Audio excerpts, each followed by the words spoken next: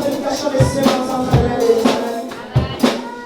Recommander la personne qui nous accorde la parole devant le nom de Dieu ce matin. Tu vas dire à Dieu, Seigneur, laisse que la parole de ce matin puisse venir dans ma vie et changer ma situation. Que la parole qui sortira ce matin, Père, que cela puisse venir de toi pour venir convaincre à mon cœur et que pour que cela puisse porter les fruits d'une repentance salante. Et que la parole de ce matin puisse venir consoler les cœurs. Que la parole de ce matin puisse venir tracer un chemin pour toi, pour que tu puisses demeurer dans la présence de ton Dieu. Amen. Prie l'éternel Dieu, alléluia. Éternel Dieu, nous te disons merci pour le bienfait. Merci pour ton amour, Père. Encore une fois, Seigneur, je recommande, Seigneur, de ton serviteur dans ta main. Seigneur, celui que, Seigneur, tu as choisi aujourd'hui comme un instrument. Père, laisse que, Père, ta parole qui sortira dans sa bouche. Papa, que cela puisse porter les fruits de repentance dans notre vie. Que cela puisse venir changer les situations. Et que la parole de ce matin, Père, apporte la paix et la joie. Oh, que ta parole éternelle Dieu puisse transformer les vies. Au nom de Jésus, règne au milieu de nous, Papa. Siège au milieu de nous, Seigneur Dieu, et demeure à nous. Au nom de Jésus. Car tu es notre Emmanuel. Alléluia. Amen. Alléluia.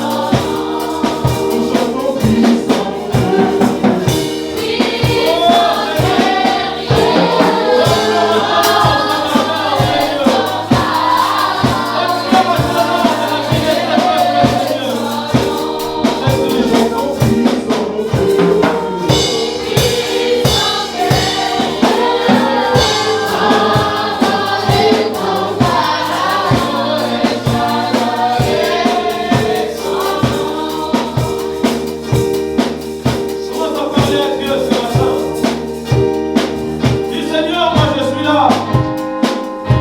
J'attends quelque chose venant de ta part. Parle à Dieu afin qu'il puisse te parler aussi. Reprends ton cœur devant le Seigneur ce matin. Dis quelque chose à Dieu. Fais un engagement. Je ne sais pas quel est le problème que tu as à cœur ce matin, mais tu es devant celui qui a la clé de David, le lion de la tribu de Juda. Il a la clé de David, il ouvre et nul ne peut fermer. Lui qui ferme et nul ne peut ouvrir. Oh Jésus, regarde ce peuple, Seigneur, pour qui toi tu es mort sur ce bois infâme. Tu ne veux pas regarder ton égalité avec le Père comme une croix arrachée. Mais pour nous, Seigneur, tu t'es dépouillé en prenant la forme des serviteurs.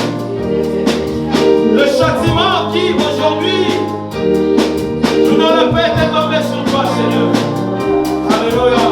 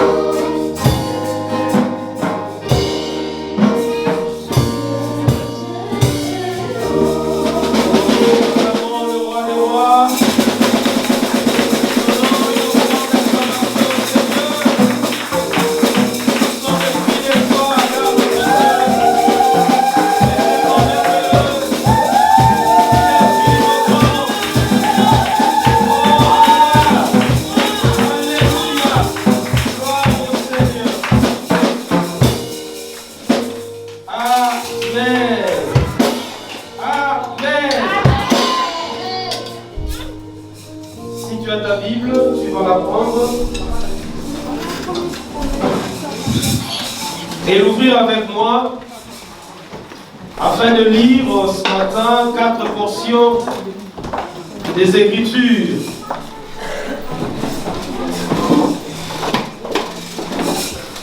Amen. Et nous nous informons encore à l'église que nous avons une page YouTube. Amen. Notre page, c'est La Gloire pour Christ Bourges TV. Et là, nous mettons aussi nos cultes, nos prédications ainsi que nos enseignements. Amen. Vous pouvez y aller, vous abonner, partager aussi avec vos amis, vos familles et connaissances. Et nous espérons, croyons fermement que le Seigneur ne manquera pas de bénir l'un de l'autre à travers ses sermons. Amen. Nous allons lire Exode chapitre 24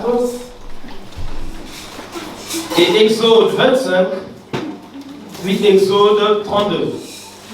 Nous allons choisir quelques versets de ces différents chapitres. Est-ce que nous pouvons nous mettre debout ce matin pour rendre gloire à la parole du Seigneur, qui est le Seigneur lui-même? Nous pouvons nous mettre debout pour lire la parole de Dieu. Exode chapitre 24, versets 1 à 2. Puis nous lirons le verset 9 à 13. Et ensuite le verset 15 à 18.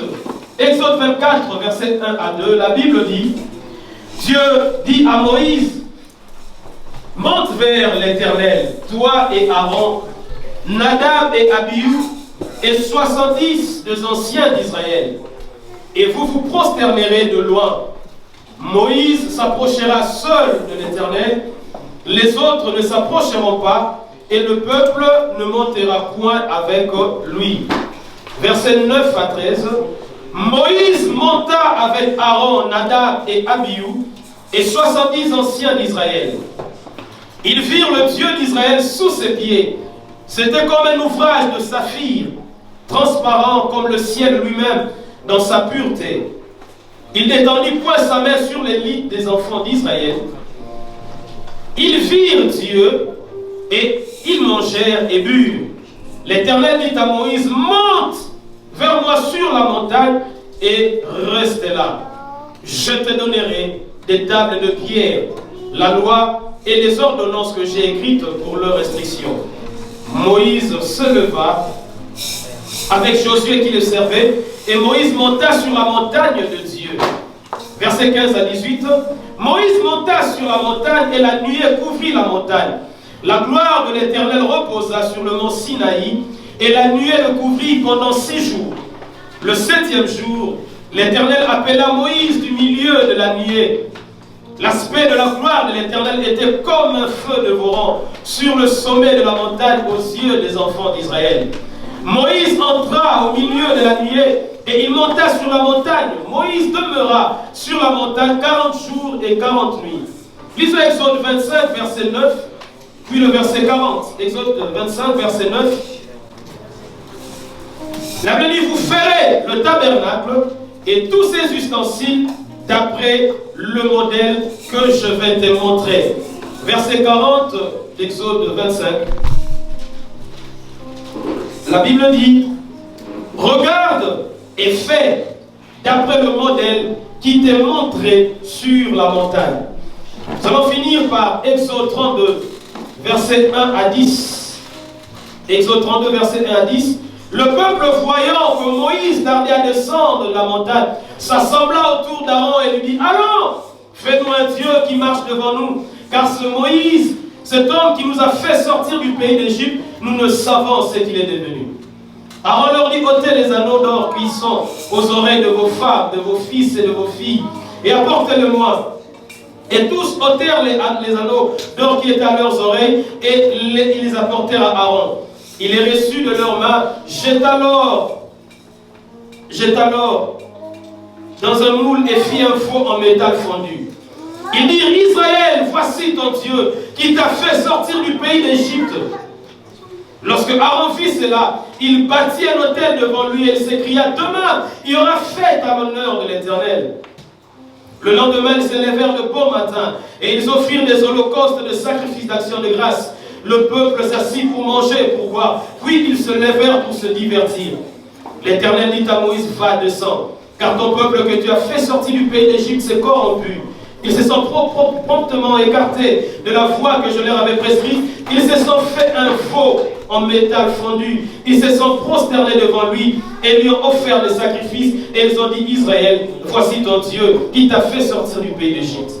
L'Éternel dit à Moïse: je vois que ce peuple est un peuple au cou raide. Maintenant laisse-moi, ma colère va s'enflammer contre eux et je les consumerai. Mais je ferai de toi une grande nation. Parole du Seigneur. Amen. Nous pouvons acclamer, nous pouvons nous asseoir. Alléluia. Nous sommes dans la joie de nous retrouver encore ce matin. Amen.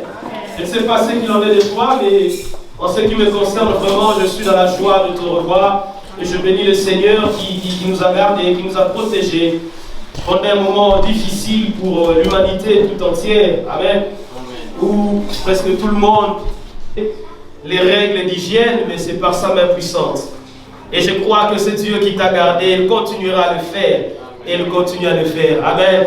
Gloire soit rendue à Dieu. Je vous revois tous. Nous n'avons pas eu des tristes nouvelles. Amen. Que la gloire soit rendue à Dieu. Il n'était pas prévu que je prêche aujourd'hui. C'était l'ancien Samuel qui devait prêcher. Mais il a perdu ses lunettes. Amen. Du coup, il ne peut plus lire la Bible. Amen. Alors toi qui as des yeux qui peuvent bien voir, il faut glorifier le Seigneur. Amen. Notre thème aujourd'hui, c'est les deux modèles. Alléluia. Les deux modèles. Je vais faire un peu un résumé des différents passages que nous avons lus ce matin. Ces quelques passages que nous avons lus nous montrent deux catégories de personnes. Ces deux catégories ont chacune adopté des positions différentes.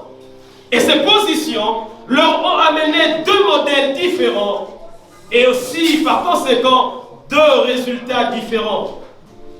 D'une part, nous voyons Moïse et Josué qui sont montés sur la montagne de l'Éternel.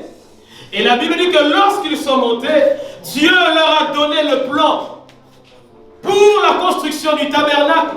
Dieu leur a donné les instructions pour le sacerdoce, de comment les sacrificateurs devaient s'habiller, de comment ils devaient faire les choses. Dieu leur a donné des instructions pour la gestion du sacerdoce. Mais de l'autre côté, nous avons aussi tout le reste d'Israël, qui eux n'étaient pas montés sur la montagne, mais ils étaient restés dans le désert sur la plaine. Et la conséquence, ils ont fini par se faire un faux d'or. Alléluia. Je veux déjà dire à quelqu'un que le choix que tu fais, le choix que tu feras dans la vie, la position que tu choisis d'adopter d'une manière ou d'une autre, dans un domaine ou un autre, déterminera ce que sera ta vie. Soit selon le modèle de Dieu, soit selon le modèle des hommes. Nous avons vu que Moïse qui était monté sur la montagne, il a fini par avoir les tables et voir les choses selon le modèle de Dieu. Mais ceux qui n'étaient pas montés, ils ont fini eux aussi par se faire leur propre modèle. Le choix que nous faisons détermine la suite des choses. Alléluia. C'était un peu ça, le résumé de ce dont nous allons parler ce matin. Dans le livre d'Exode, qui est le livre de la sortie, puisque les 5 premiers livres de la Bible sont les Pentateuque ou la loi. Et ces livres, Genèse, Exode, Lévitique, Deutéronome et Nombre, ce sont les 5 livres qui ont été écrits par Moïse. Bien qu'il y ait d'autres psaumes aussi qui ont été écrits par Moïse. Mais dans ces livres, nous voyons Dieu. Dans le passage que nous avons lu, Dieu demande à Moïse de monter sur la montagne de Sinaï. La montagne de Sinaï, dans la Bible, dans d'autres endroits de la Bible, on l'appelle aussi la montagne de Horeb, ou le mont Horeb. C'était une montagne qui était située dans le désert du Sinaï.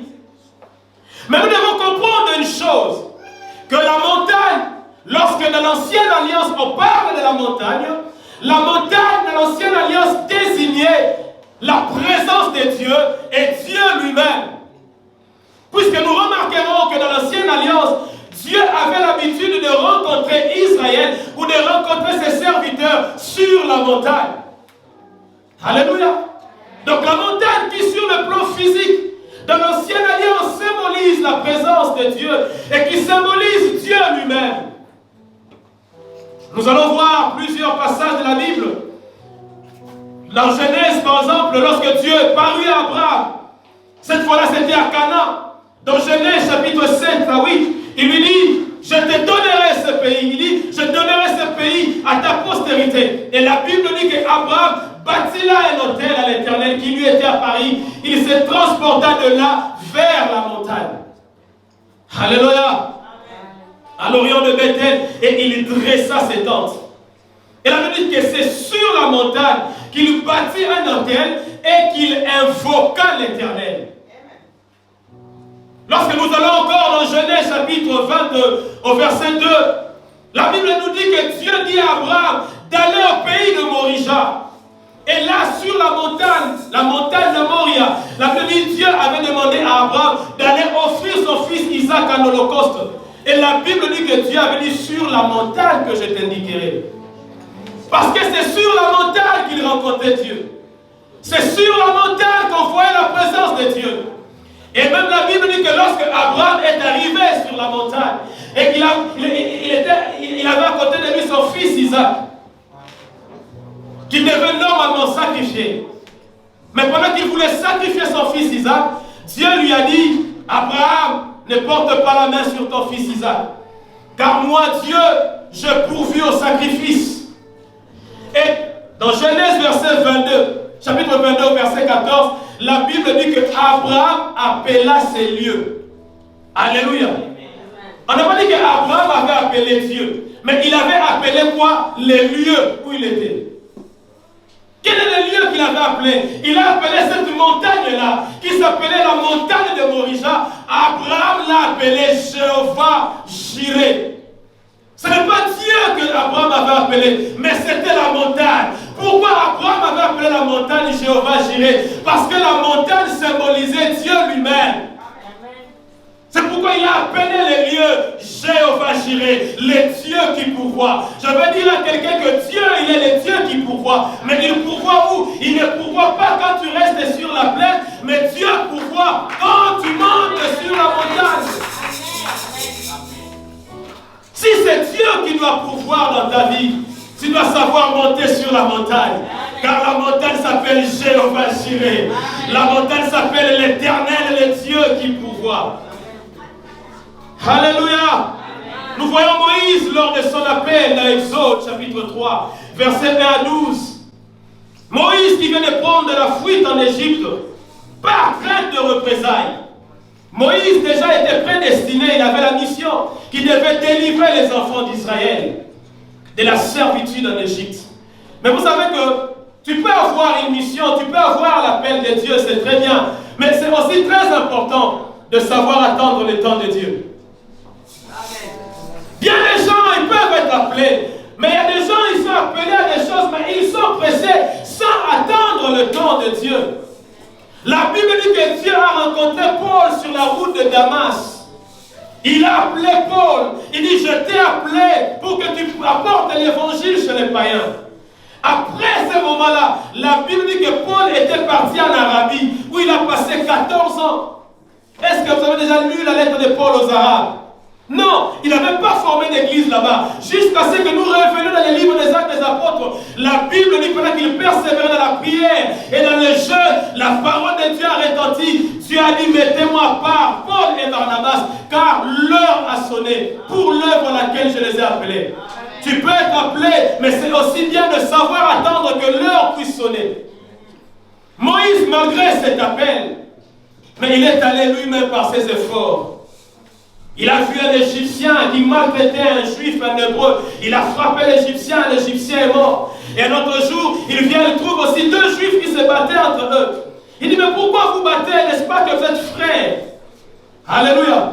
C'est très important. Parfois, nous insurgeons quand les païens nous font des choses. Mais entre nous, chrétiens, qu'est-ce que nous faisons? Est-ce qu'entre nous, chrétiens, nous nous aimons? Aujourd'hui, j'ai vu bien des gens marcher dans les rues. Ah, Black Lives Matter.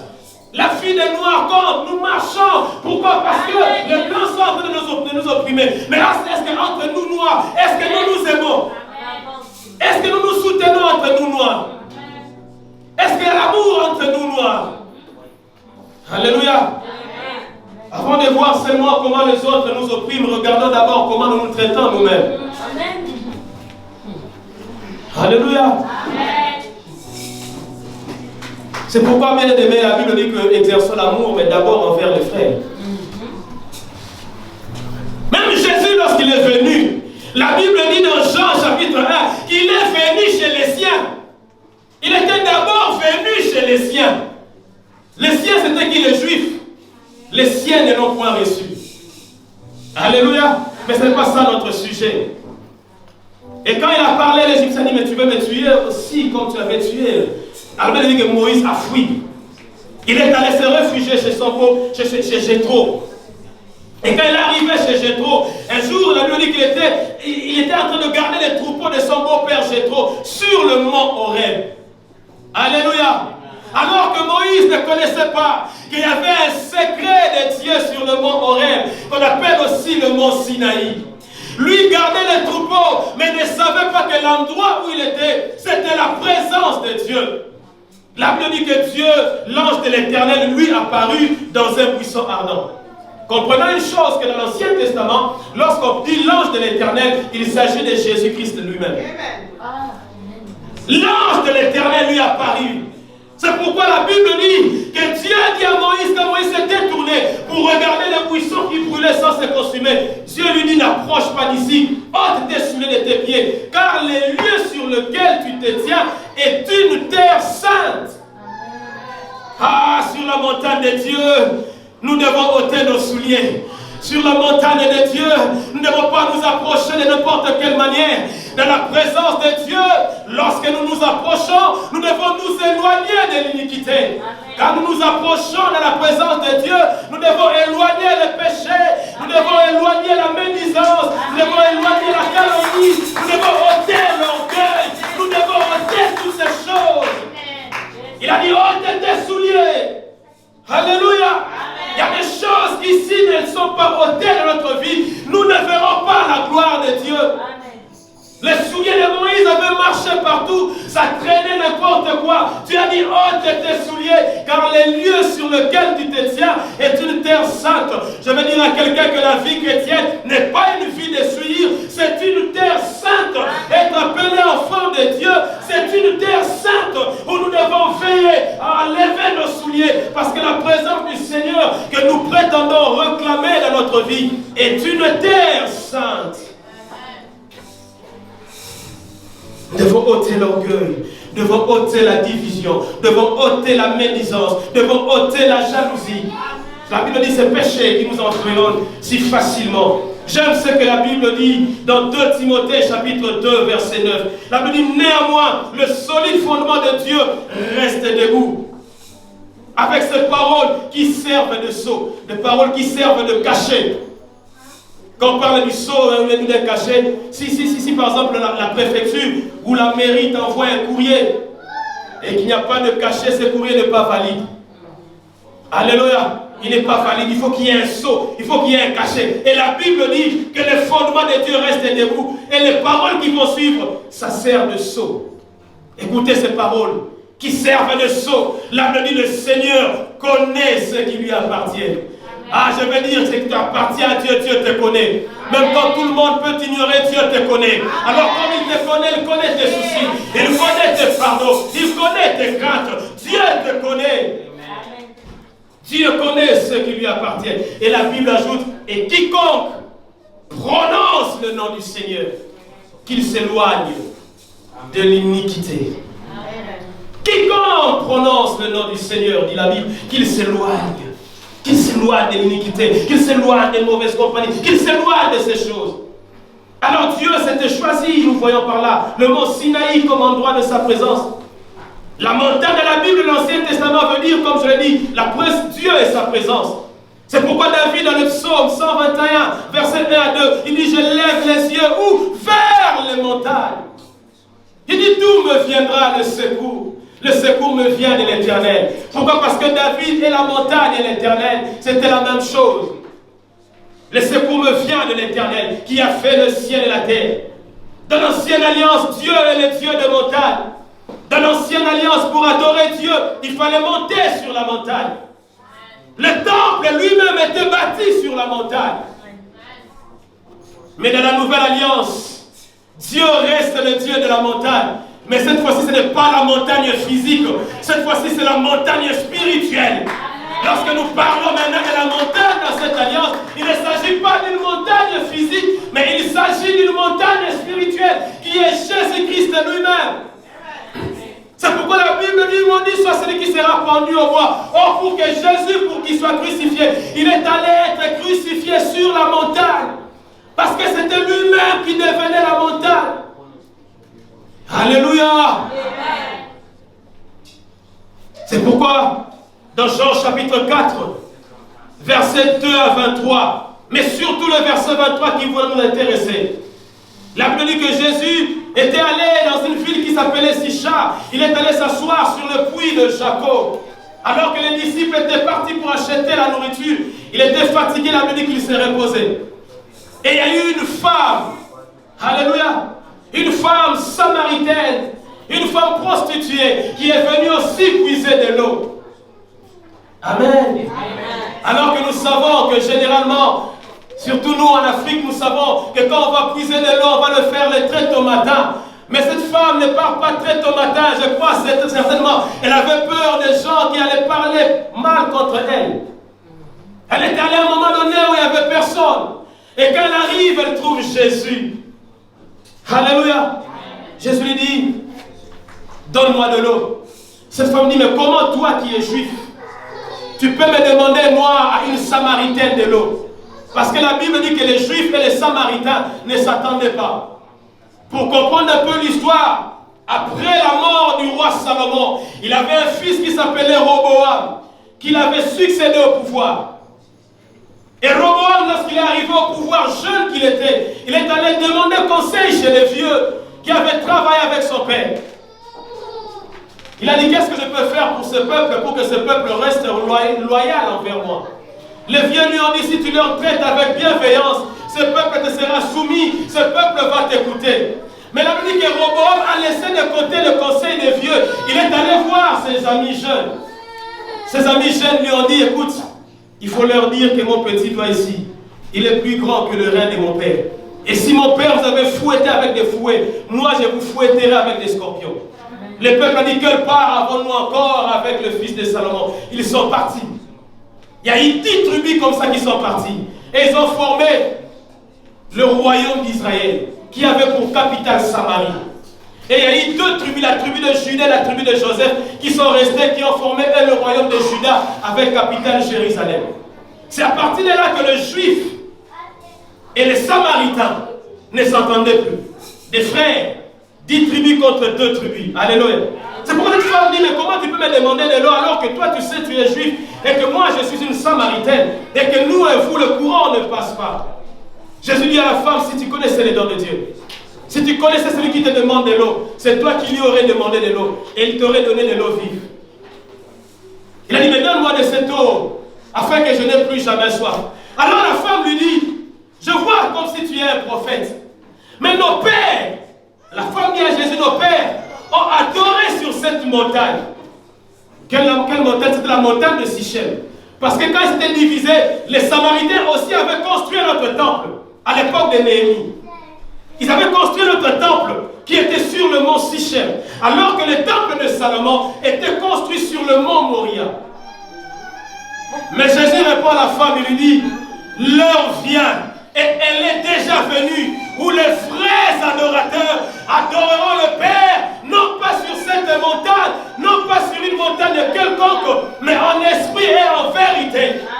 La vraie adoration ne dépend pas d'un endroit physique, mais ça dépend de l'esprit et de la vérité. Bien des gens aujourd'hui, ils ont l'habitude d'aller prier sur la montagne, ce qui n'est pas mauvais en soi. Je le fais aussi. Mais ça dépend de l'interprétation que tu donnes à cette montagne-là. Si toi, la présence de Dieu, tu la résumes par rapport à la montagne, je vais te dire que tu te trompes. Si la montagne pour toi c'est un endroit où tu descends dans le calme, où tu es isolé pour chercher la face de Dieu, gloire au Seigneur. Mais ne pense pas que le fait d'aller sur la montagne te rend plus spirituel que si tu priais dans ta chambre ou que si tu priais quelque part d'autre.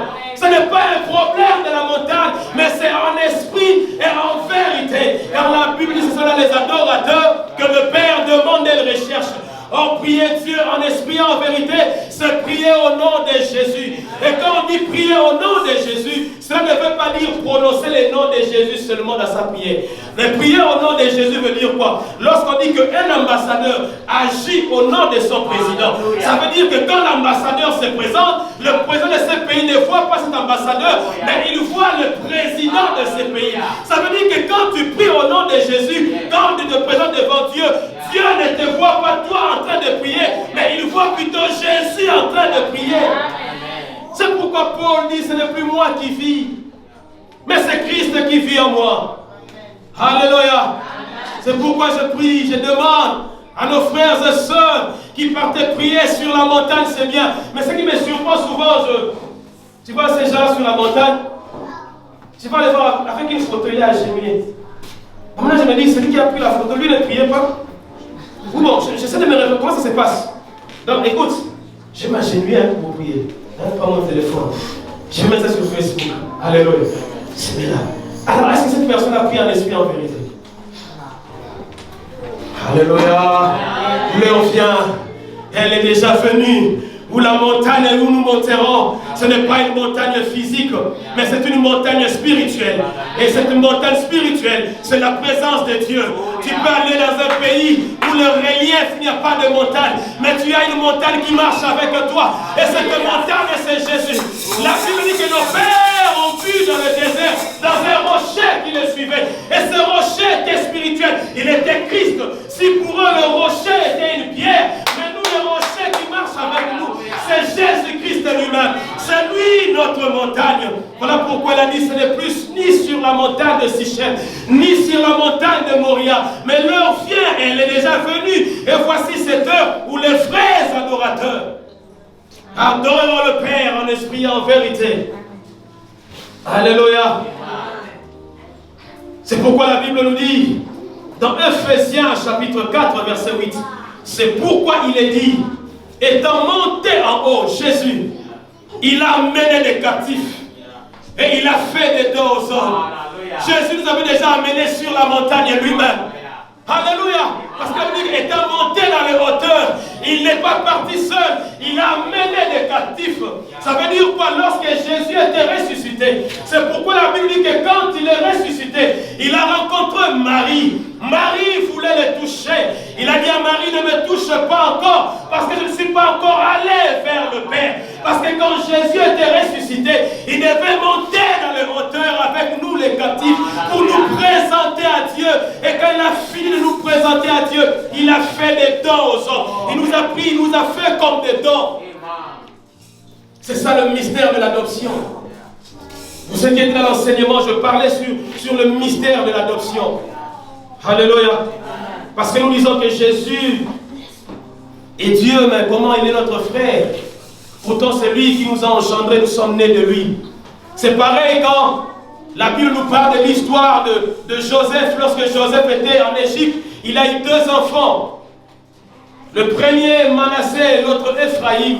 Et quand son père Jacob est venu en Égypte, la Bible dit que Joseph avait pris ses 2 fils pour venir le présenter à son père.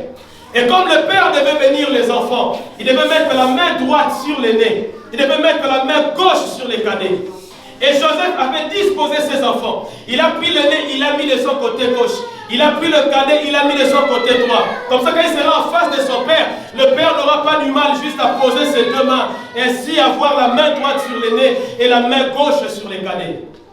Mais la Bible dit, quand il arrive devant Jacob, alors que Jacob avait dit que ses yeux ne voyaient plus.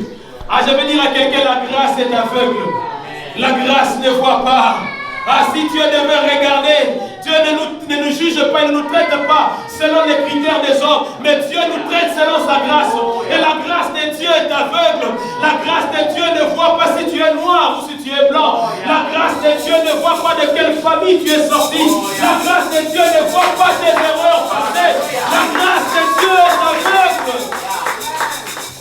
Et elle arrive devant le Père. Le Père, au lieu de mettre la main droite sur l'aîné, il croise le bras. Il prend la main droite, il met sur le cadet. Il prend la main gauche, il met sur l'aîné. Joseph dit, non Père, tu fais une erreur. C'est pas comme ça. La main droite doit revenir sur l'aîné. Le Père a dit, non, je sais ce que je fais.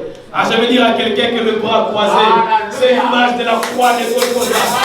Car c'est à la croix et par la croix que le Père a déposé la bénédiction sur les fils cadets, qui est nous aujourd'hui Église. Parce qu'avant nous, Dieu avait un fils qui s'appelait Israël. Mais quand la croix est il a mis un peu de côté, il a pris la bénédiction, il l'a posé sur l'église. Alléluia. Alléluia. C'est pourquoi nous aussi. Et quand il a fini de faire ça, Jacob a dit à Joseph, ces 2 enfants que tu as eu en Égypte, à partir d'aujourd'hui, moi je les adopte. Désormais, ils deviennent aussi mes enfants. Ça voulait dire quoi? Qu'en Égypte, Joseph avait plutôt engendré non pas des enfants, mais il avait engendré ses propres frères. Nous aussi, quand Jésus est ressuscité, il nous a pris, il est monté avec nous auprès du Père. Le Père lui a demandé qui sont ceux-ci. Il a dit, ce sont les enfants que j'ai eus dans le monde où tu m'avais envoyé. Le Père a dit, à partir d'aujourd'hui, je les adopte. Ainsi, ils deviennent aussi mes enfants. C'est pourquoi l'Hébreu, la Bible dit, il n'a pas eu honte de nous appeler ses frères. La montagne, le Seigneur nous a amenés dans sa présence. Alléluia. Alléluia. Raison pour laquelle, frères et sœurs, nous devons comprendre que la montagne pour nous aujourd'hui, c'est la présence de Dieu. Mais regardons ce que Dieu dit dans Exode 24, verset 12. Il dit à Moïse, monte vers moi sur la montagne. Mais il y a une deuxième phrase. Et reste là. Alléluia. Moïse devait faire 2 choses. La première chose, de monter sur la montagne dans la présence de Dieu. Mais ne devait pas être pressé de quitter. Dieu dit, quand tu vas arriver là sur la montagne dans ma présence, tu vas faire quoi? Reste là. Et après, je te donnerai. Ah, toi et moi, nous voulons que Dieu nous donne des choses. Mais est-ce que nous montons sur la montagne? Est-ce que nous montons dans la présence de Dieu? Mais je vais dire à quelqu'un, monter dans la présence de Dieu ne suffit pas. Il faut rester et demeurer dans la présence de Dieu. C'est alors que Dieu te donnera ce qu'il a prévu pour toi. Moïse, s'il était juste monté, il dit, ah, ça fait déjà 2 jours, non, moi je retourne un peu. Il n'aurait pas eu ce que Dieu avait à lui donner. Alléluia. La présence de Dieu n'est pas quelque chose de sporadique. La présence de Dieu n'est pas quelque chose où on vient, on visite un peu, ensuite on rentre. Non, dans la présence de Dieu, il faut y demeurer. Dans la parole de Dieu, il faut demeurer. Dans la volonté de Dieu, il faut demeurer. Dans la présence du Seigneur, il faut demeurer. Moïse devait rester là. Malgré la pluie, malgré le vent, malgré le froid, il devait demeurer là. Je veux dire à quelqu'un, malgré les problèmes, ne quittez pas la présence de Dieu. Malgré les difficultés de la vie, n'abandonnez pas la vie de prière. Reste là. Dieu a des choses à te donner. Malgré le froid, l'obscurité de la nuit, malgré les combats par lesquels tu traverses, mais laisse-moi te dire, reste sur la montagne de Dieu. Reste dans la présence de Dieu. Reste dans la prière. Reste dans la crainte de Dieu. Reste dans l'adoration. Reste dans la louange. Reste dans le service de Dieu. En effet, Zacharie, bien que l'âge était avancé, il n'avait pas d'enfant. Il n'avait pour autant pas abandonné de servir Dieu. Il a continué à servir Dieu. Il a continué à rester dans la présence de Dieu. L'âge était avancé. Sa femme avait atteint la ménopause. Les gens avaient même donné un surnom à sa femme, la stérile. Mais malgré cela, Zacharie, il continuait à offrir le sacrifice pour Dieu. Et un jour, je vais dire à quelqu'un un jour, Dieu se souviendra de toi. Dans sa présence, il finira. Malgré les pronostics des gens, malgré l'âge que tu peux avoir, mais demeure dans les choses que tu fais pour Dieu. Et ce jour-là, il a vu Gabriel lui apparaître. Alléluia. Pour lui dire que Zacharie, c'est maintenant le temps. C'est pourquoi le psaume nous dit, celui qui demeure sous l'abri du Très-Haut repose à l'ombre de ses ailes. Demeurez dans la présence de Dieu. Demeurez dans la montagne de Dieu. Demeurez fidèle à Dieu. Demeurez, gardez sa vie de prière. Même si les choses ne vont pas, mais je reste. Quand j'aime comme Habakkuk le dit, dans Habakkuk chapitre 2, verset 1, il dit, j'étais à mon poste, comme pour dire, je ne l'ai pas quitté. Je me tenais sur la tour et je veillais pour voir ce que l'Éternel me dirait. Et ce que je répliquerai après ma plainte. Et Dieu lui dit, Habakkuk, reste là. Car c'est une prophétie dont le temps est déjà fixé. Il dit, même si elle tarde,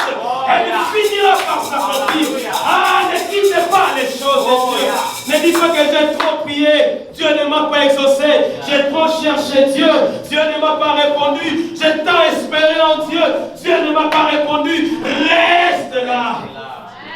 Tu finiras par voir. Reste sur ta montagne. Sur la montagne, Dieu donne à Moïse la vision du tabernacle. Il dit à Moïse de le faire non pas n'importe quelle manière, mais selon le modèle qui lui a été montré sur la montagne.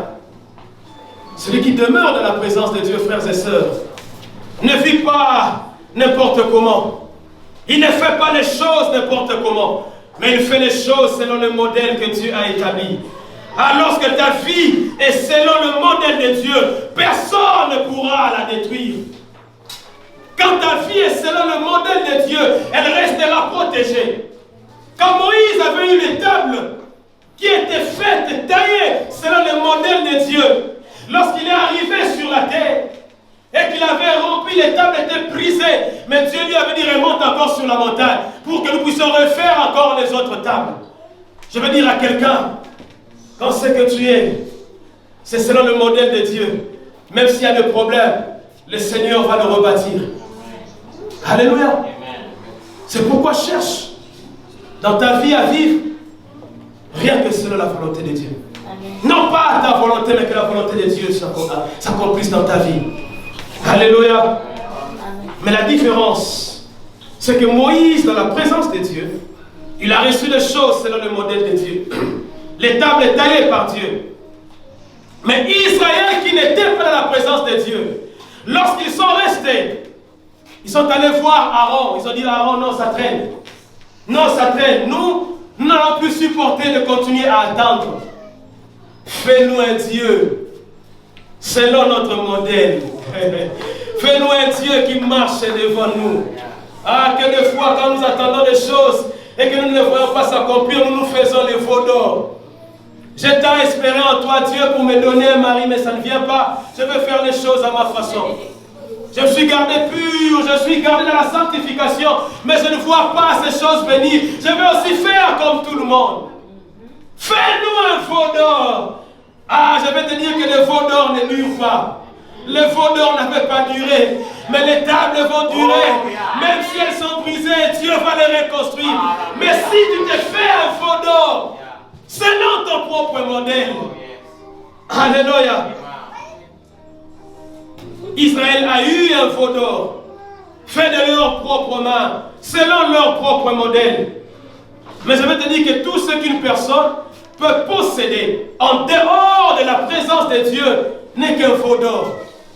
Toute la richesse qu'une personne peut avoir, si tu ne l'as pas dans la présence de Dieu, ce n'est qu'un veau d'or.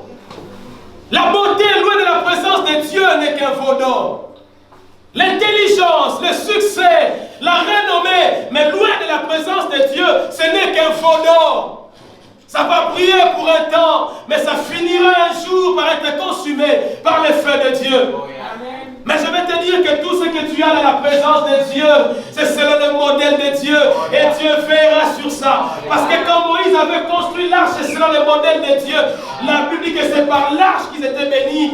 Même quand il y avait des défaites devant leurs ennemis, mais quand ils apportaient l'arche, il y avait la victoire qui rentrait automatiquement. S'attendre à Dieu, ça peut prendre le temps que ça prend. Certes, par rapport à notre timing, nous les humains, mais ça finit toujours par porter bonheur. Ça finit toujours par être quelque chose de durable. Alléluia. Et mais tout ce que nous avons, en dehors de la volonté de Dieu, en dehors de la présence de Dieu, ce sont des biens éphémères. La gloire de ce monde, loin de la présence de Dieu, est éphémère. Le succès, la renommée de ce monde, loin de la présence de Dieu, est éphémère. Mais ce que tu as eu de la présence de Dieu, le Seigneur veillera à protéger. Amen. Amen. C'est pourquoi il dit dans Jérémie 29, il dit, car je connais le projet que je formais sur toi. Mais avant qu'il ait dit cette phrase au verset 10, il dit à Jérémie, Jérémie, vous allez partir en captivité. Le roi de Babylone va vous amener en captivité. Et vous allez passer 70 ans de captivité. Mais alors il ajoute, il dit, même si j'allais passer 70 ans de captivité, Jérémie, ne crains pas. Car moi, l'Éternel, je connais les projets que j'ai formés sur toi. Projets de paix et non de malheur, afin de vous donner de l'avenir et de l'espérance. Dans la Bible française, on dit le projet. Mais j'aime comme on le dit dans la Bible anglophone. On dit, for I know the plan that I have formed for you. Ça veut dire que je connais le plan que j'ai formé sur vous. Vous savez, nous sommes dans cette salle. Si nous revenons le dimanche prochain et que cette salle ici a été démolie, si parmi nous, quelqu'un a le plan de cette salle, cette personne sera en mesure de reconstruire cette salle exactement comme elle était. C'est ce que Dieu fait de notre vie. Il a gardé le plan de ta vie entre ses mains. Ils peuvent détruire ta vie, mais Dieu a le plan. On peut détruire ta réputation, mais Dieu a le plan. On peut détruire ta joie, on peut voler ton argent, on peut te voler un mari, on peut te voler la santé, mais Dieu a le plan de ta vie entre ses mains. Il sait que malgré tout qui peut arriver, Dieu est capable de reconstruire selon le plan. C'est une chose vraie, le diable a le pouvoir de la destruction, mais il n'y a personne qui a le plan de ta vie entre ses mains. Si ce n'est ton Dieu, celui qui tient le plan de ta vie entre tes mains, celui qui tient le plan de la vie de tes enfants entre tes mains, laisse-les détruire, laisse-les chercher à te nuire, mais laisse-moi te dire que repose en paix, car Dieu a les plans. On peut prendre ton argent, Dieu a les plans. Tu peux perdre le travail aujourd'hui, mais le plan de ta vie est entre les mains de Dieu. Tu peux perdre la santé aujourd'hui, mais le plan de ta vie est entre les mains de Dieu. C'est Dieu qui a le plan. Le diable n'a pas accès au plan de ta vie. Dieu garde le plan. Il dit, c'est pourquoi Jésus avait dit de détruire ce temple. En 3 jours, je le rebâtirai. Le temple dont tu parlais, la Bible dit, c'était son propre corps. N'est-ce pas qu'il est écrit que toi et moi, nous sommes le temple du Saint-Esprit? Tu es le temple de Dieu. Quand détruise ce temple, le Seigneur rebâtira. Pourquoi? Il est le seul qui a les plans de ta vie. Et personne ne peut changer ses plans. Quelqu'un peut s'attaquer à ta vie, mais il ne saura pas atteindre le plan de ta vie qui est entre les mains de Dieu. On peut s'attaquer à ton ministère, on peut s'attaquer à ta famille, mais personne ne saura atteindre le plan de Dieu. Alléluia. Lorsque ta vie est selon le modèle de Dieu, personne ne pourra la détruire. Et elle est protégée. La différence, c'est que Moïse, dans la présence de Dieu, a reçu selon le modèle de Dieu les tables taillées par Dieu. Mais Israël a eu un veau d'or fait de leurs propres mains, selon leur propre modèle. Et sa fin, c'était la ruine et la mort. Je veux dire à quelqu'un, ne cherchons pas à nous faire des veaux d'or, mais attendons ce que Dieu nous donne, les tables qu'il a prévues pour nous, afin que ta vie soit construite selon le modèle d'en haut. Alléluia. C'est pourquoi Romains, chapitre 8, versets 28 à 30, la Bible dit, nous savons du reste que toutes choses, amen, pas certaines choses, toutes choses, bonnes ou mauvaises, ça veut dire que toutes choses concourent au bien de ceux qui aiment Dieu et de ceux qui sont appelés selon son dessein. Toutes choses. Alléluia. Tout ce qui peut t'arriver, ça concourt à ton bien. Pourquoi? Car c'est qu'il a connu d'avance. Il les a aussi prédestinés à être semblables à l'image de son Fils. Et ceux qu'il a prédestinés, il les a aussi appelés. Et ceux qu'il a appelés, il les a aussi justifiés. Et ceux qu'il a justifiés, il les a aussi glorifiés. Ou il les a aussi conduits à la gloire. Et lorsqu'on arrive à la gloire, on s'arrête là, il n'y a plus de aussi. Pourquoi? Parce que la gloire est la destination finale. Quand on arrive à la gloire, il n'y a pas de aussi. Toi et moi, nous sommes appelés un jour à entrer dans la gloire de Dieu. Mais aussi longtemps que nous ne sommes pas arrivés dans cette gloire, les aussi de Dieu vont continuer à se multiplier dans notre vie. Ah, je vais dire à quelqu'un, c'est Dieu qui t'avait amené en France. Il va aussi te donner des papiers. Celui qui a donné des papiers, il va aussi donner du travail. Celui qui t'a donné un mariage, il va aussi donner des enfants. Jusqu'à ce que tu entres dans la gloire, les aussi des dieux ne s'arrêteront pas. Il va aussi, même ce qui t'arrive aujourd'hui, je te dis que Dieu va aussi. Si tu as délivré hier, il va aussi te délivrer aujourd'hui. Si tu as délivré aujourd'hui, il va aussi te lever demain. Si tu es levé demain, il va aussi. Regardez ce qu'il a connu d'avance. Dieu nous a connus d'avance. Ton histoire avec Dieu ne commence pas dans le sein de ta mère. Mais avant cela, Dieu te connaissait. Il t'a préconnu. Quand on dit préconnu, le verbe grec c'est proginosko. Ce qui veut dire connu d'avance. Ah, c'est pourquoi même chez Potiphar tu réussiras. Pourquoi? Parce que tu es proginosko. Alléluia. Même en prison tu sortiras. Parce que tu es proginosko. Il dit, et ceux qu'il a connus d'avance, les a aussi destinés d'avance. Ça veut dire que Dieu avait déjà établi le plan de ta vie depuis l'éternité. Et il est venu dans le temps, il t'a appelé. Alléluia. C'est pourquoi même quand Moïse a eu à briser les tables, Dieu lui en a donné d'autres. Dieu ne veille que sur le modèle qu'il a lui-même donné. Tout ce que tu as eu hier, loin de la présence de Dieu, Dieu ne veillera pas sur ça. Ah, il faut que l'église soit selon le modèle de la montagne. Il faut que l'église soit selon le modèle de Dieu.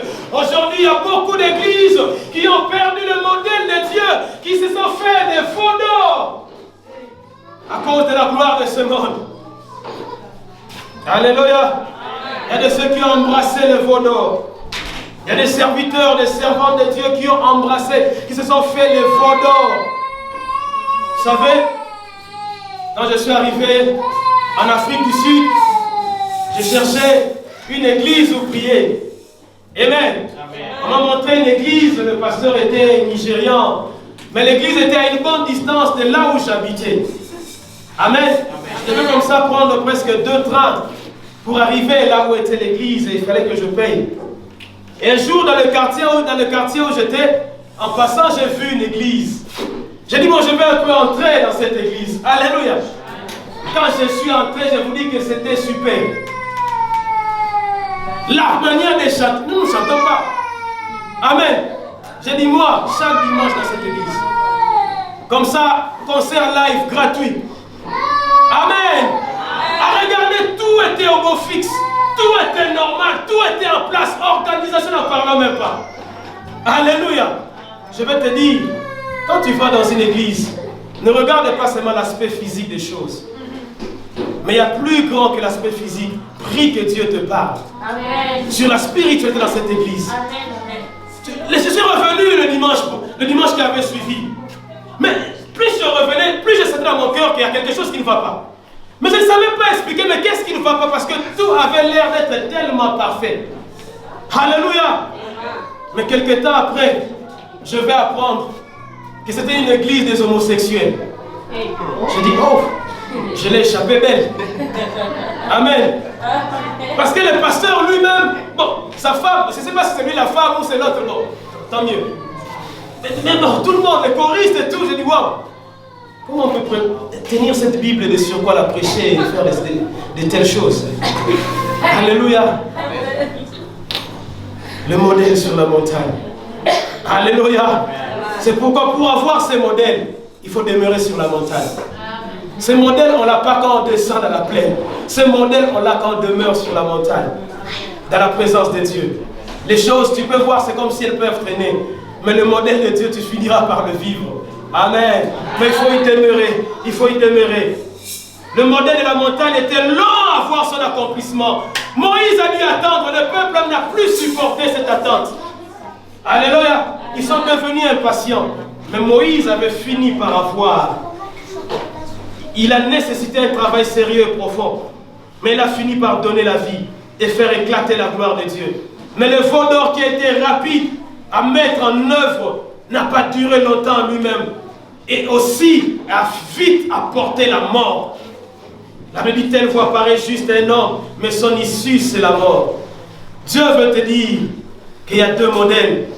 Tu peux choisir le modèle sur la montagne. C'est le modèle qui t'est donné dans la présence de Dieu. Mais si tu ne veux pas la présence de Dieu, tu finiras, que tu le veuilles ou pas, par te faire un veau d'or. Quelque chose qui va briller pour un temps. Quelque chose devant lequel tu vas te réjouir pendant un temps. mais qui va finir par être détruit. Mais ce que Dieu te réserve dans sa présence, dans la communion que tu gardes avec lui, dans l'intimité que tu essaies de maintenir avec lui, dans la crainte de son nom et de sa parole que tu essaies de maintenir avec lui, tu finiras par voir cela car ton Rédempteur est vivant. Mettons-nous debout devant la présence de Dieu. Je veux qu'aujourd'hui quelqu'un puisse prier, Seigneur, garde-moi dans ta présence. Garde-moi, Seigneur, dans ta présence. Garde-moi dans ta présence. Oh, alléluia. Ce matin, je suis venu, Dieu me demande de prier avec quelqu'un. Il me dit, il y a parmi nous certaines personnes qui n'ont plus la vie de prière en eux. Qui n'arrivent plus à prier. Vous allez venir ici, nous allons prier avec vous et pour vous. Dieu m'a envoyé en mission ce matin sur quelqu'un qui n'a plus sa vie de prière. Alléluia, tu vas venir ce matin. Nous voulons prier avec toi. Nous voulons prier avec toi. Le Seigneur veut te ramener ce matin dans sa présence. Il veut te donner la force du buffle. Il veut, comme l'aigle, te donner un vol nouveau. Tu vas t'approcher. Nous allons tous ensemble lever nos mains. Alléluia. Le fait que tu viennes devant, nous allons laisser le Seigneur te toucher. Seigneur notre Dieu, merci. Ramène-nous dans ta présence, Seigneur. Ressuscite en nous, ô Dieu, la vie de prière. L'intimité profonde, Seigneur. Commence à parler à Dieu. Commence à parler à Dieu maintenant. Alléluia. Si tu veux venir devant, tu viens devant, n'hésite pas. Alléluia, Seigneur notre Dieu, je viens à toi. Je viens à toi, Seigneur. Je te prie de me redonner la force, ô Dieu. Je te prie de me donner un vol nouveau. Je te prie de me donner un élan nouveau, oh Jésus.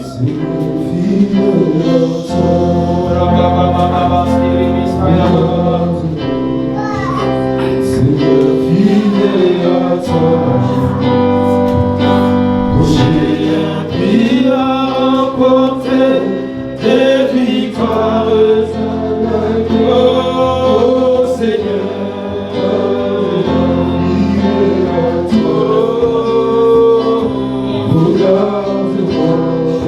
Oh Seigneur.